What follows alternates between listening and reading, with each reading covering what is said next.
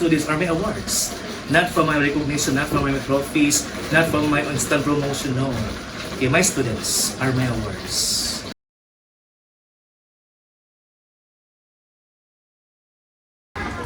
Ayos siya magtudlo. Dayon, ang kasi ka lang. Maayo pa siya magmedya ng pagkatawa. Okay na, may isang pagkatudlo pagka may student. Ano, may isang may isang disiplina ng estudyante. Good afternoon, sir. Yes, we are the students from Tambor Center Global College under the program of BSF Filipino.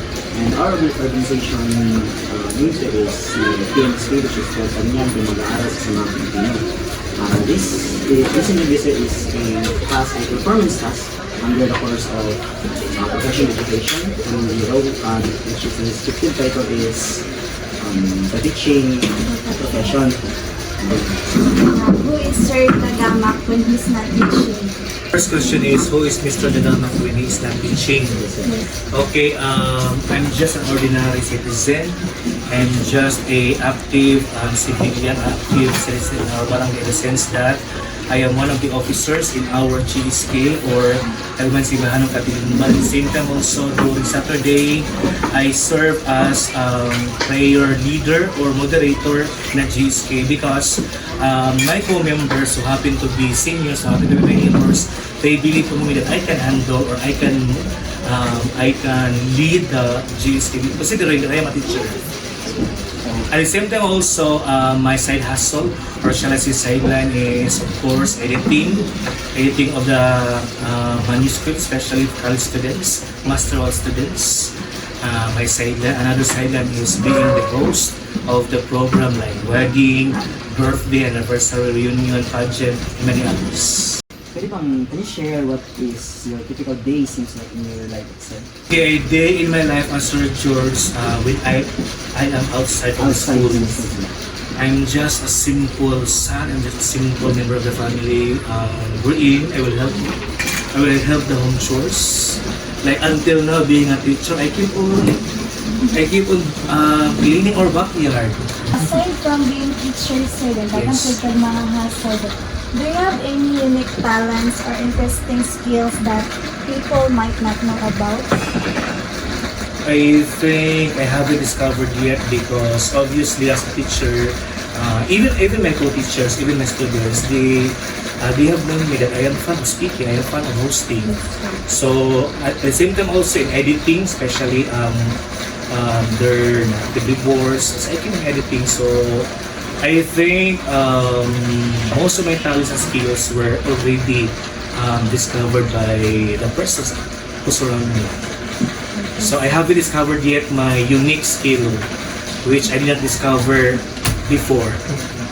How do you unwind or relax after a busy week at school? Well, I will unwind after busy and hectic schedules in school by going to my friends, okay, going to the house of my neighbors, going to the house of my siblings who happen to be married already, and then talk to them, giving them time, especially during or body like singing, okay, eating, or just simple consultation or simple visit with my friends. Yes, because I believe that life is short. In the first few months, did you find teaching fulfilling or does it make you feel it's not for you to understand it?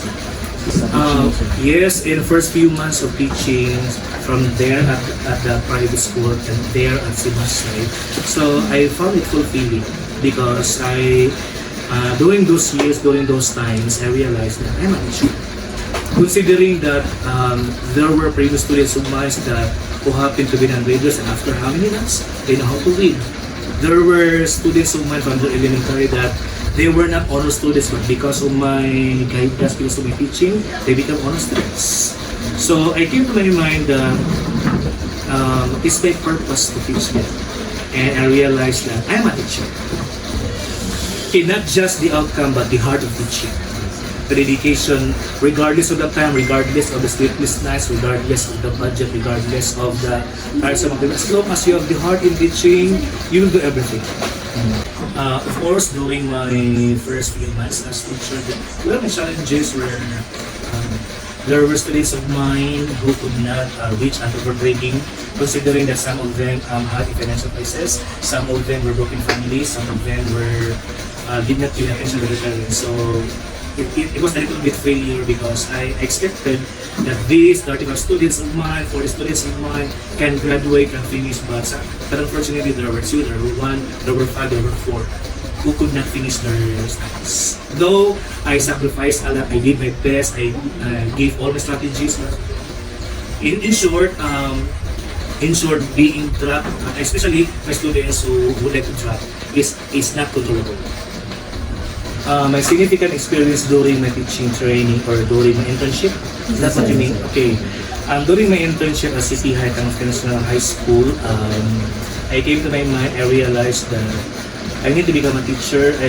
I have the ability, I have the power because there were times that my critic teachers were not around because of the training, seminars, and competitions. Whom I was given the task to handle the class. But because of my inspiring stories, because of many activities like speaking ability, like spelling, so some students learn from me. Even though during that time I was not yet a teacher. Kasi imagine na ang experience na naman sa Yes. During your time, kung walay teacher, ganahan ko, mugara karo. Wala na teacher ha, mag-spelling taro, di? So you know what? I did not do that one for me to become popular, for me to become recognized, for me to become called as we know. My intention there is by doing something, there is learning. Yes, sir. Like for example, during the time of Ma'am Gay, she was not around. During the time of Ma'am Paklipan and Tilly, she was not around. So during their times, so of course, though I did not teach Tilly, I did not teach ESP, I did not teach Filipino, but you had 1 hour learning because of me. Because I keep on giving spelling tests, I keep giving on the spot quizzes. At the same time also, I did that one for me to prevent or avoid the so-called bullying. So bullying is not present because of me, because of my activity. Well, I will maintain my ethical and professional behavior in all my interactions, of course. Mindful with my words, mindful with my thoughts, mindful with my expressions, and mindful with the feelings and experiences of others. Because yes, of course, teachers, we are vulnerable also sometimes. We have family problems, we have crisis also, but I have to maintain and of course respect the behavior of my co-teachers, their interactions, because we don't have the same feelings, we don't have the same experiences. So I always put in my mind that how about if I will put my shoes to their lives? What will be my feeling? So there were times that, of course, we teachers have our disagreements, but of course, we have to say our disagreement in a good, in a proper, in a professional manner. Ang teaching here in Sinalapang High School. Memorable, it was your time. It was your time, school year 2016 and 2017, because that was the first year that I went here at Suminap National High School. During your, years, okay, as my students, as my first advice to the class, it was memorable because those were the years of adjustments, those were the years of discovering new things, those were the years of adjusting my new environment, new students, and of course, that time also we became third place among the 15 schools in Tangub City during our speech choir competition. For me, I can define successful teaching.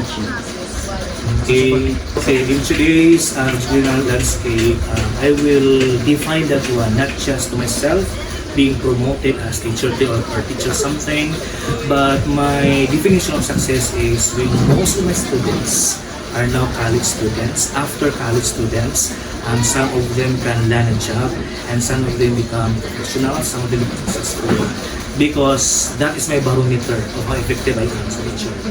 Not just for myself, but for my students. Meaning to say, my students are my reflection of who I am as a teacher. My students are my reflections of what kind of teacher I was during my student years.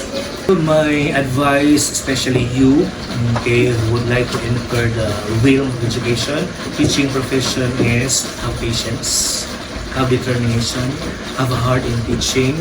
Then if you think that you are not fit with this profession, then you can proceed to other course. But if you have the heart in teaching, you will not count the years, you will not count the salary, you will not count the appreciation of others, recognition of others, or you will not count the instant awards. Because now as a teacher, I don't entertain automatic awards, automatic recognition. I don't care. As long as my students can learn from me, that's my award.